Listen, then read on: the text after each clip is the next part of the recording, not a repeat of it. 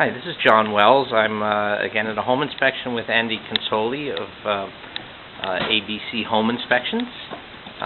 If I can get his attention for just a moment. John. Andy, when we were up in the attic, you discovered some mold. This attic looked really, really dry. This is a young house.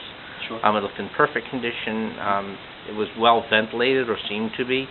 What did you discover, and what would you do about it? Well, I discovered that there was some mold. Home inspectors comment on mold by stating that it's suspected mold.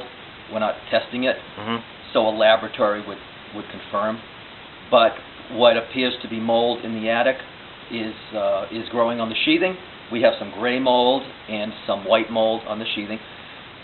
I didn't expect it to be there because the attic was well ventilated, but for some reason, either there was moisture, a roof leak, or some issue with the ventilating in that part of the attic. Maybe boxes were piled up, obstructing the airflow, and that can cause mold. Mold grows within 48 hours. Doesn't take much. The issue with mold is it's normal.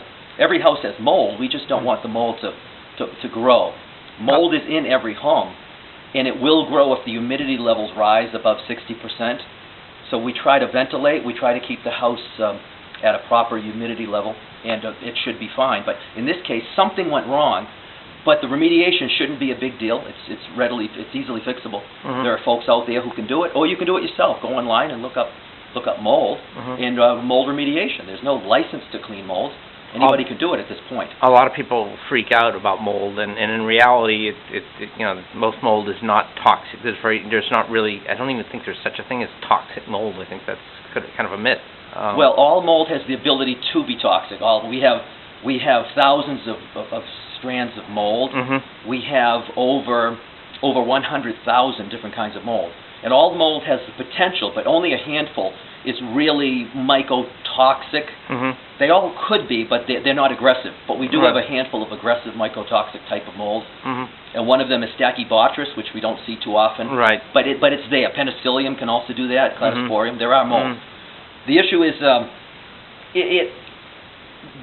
the issue with mold is when you smell it or you see it, you should address it, no matter what type of mold, because there are a handful of folks who are allergic to it, and if so, it would be wise to remediate it.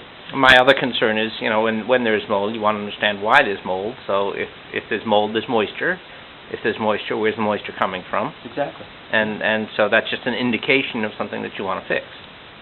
Definitely. Solving the mold problem, it will only be temporary if you don't resolve the original reason for the mold.